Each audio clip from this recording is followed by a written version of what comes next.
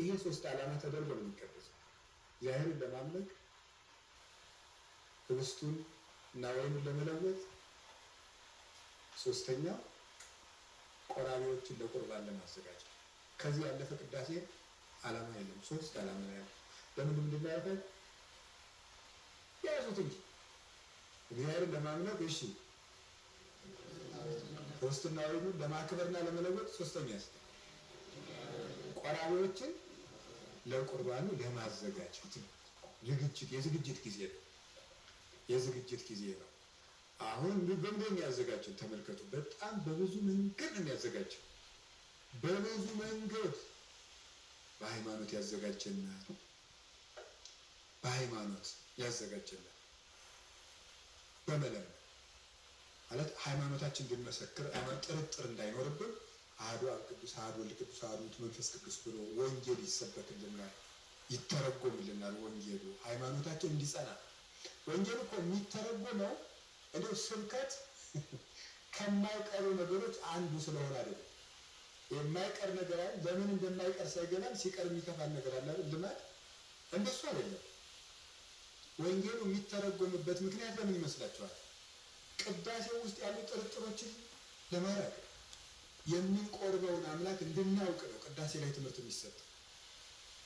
ከዚያ በኋላ ሃይማኖተ አበው ራሱ የሚነበብ እንዲተረጎም ያደረጉ እንደዚህ ያሉ አባቶቻችን እግዚኦ መሐረነ ክርስቶስ ከተባለ በኋላ ሃይማኖተ አበው ይነበባል። ምክንያቱሳ በዛች ቅዳሴ ውስጥ ጥርጥር ያለበት ሰው እንዳይኖር ነው። ከመቁረቡ በፊት ያለ ማድረግ ጥርጥር ይርቃል።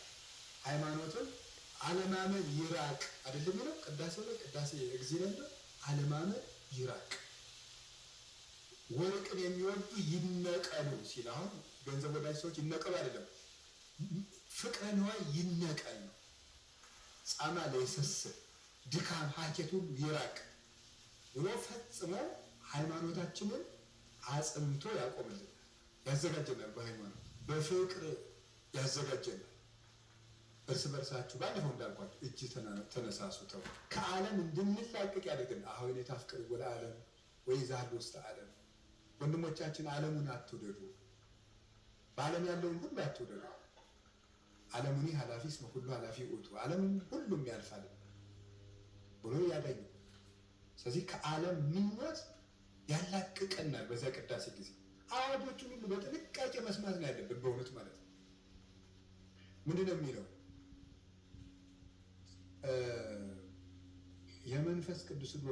የመንፈስ ቅዱስ ጸጋ ዘወረደ ለሐዋርያት በጽርሐ ጽዮን ቅዱስ ከማሁ ይረድ ወይትመካ በላዕሌ ወበላዕለ ኩልክሙ። በጽርሐ ጽዮን የወረደው ለሐዋርያት የወረደው የመንፈስ ቅዱስ ጸጋ በእኔና በእናንተም ላይ እጥፍ ድርብ ይሁን ይላል ዲያቆን። የመንፈስ ቅዱስ ጸጋ አሁን መንፈስ ቅዱስ እሳት ነው አይደለም? እሳት አዝመራን ለእህል እንደሚያዘጋጀው መንፈስ ቅዱስ እሾሆቻችን በሙሉ ያቃጥላል። በዚህ ቅዳሴ ጊዜ እሾሆቻችን ያቃጥላል። ጥርጥሮቻችን፣ ተንኮለኛችን፣ ቂም መያዛችንን፣ ገንዘብ ወዳጅነታችንን፣ የዓለምን ፍቅር በሙሉ መንፈስ ቅዱስ እነዚህን እየኮተኮተ እየለቀመ እሾሆቻችንን ለቅሞ ያቃጥላቸዋል። እግዚአብሔር ያቃጥለልን እሾሆቻችንን።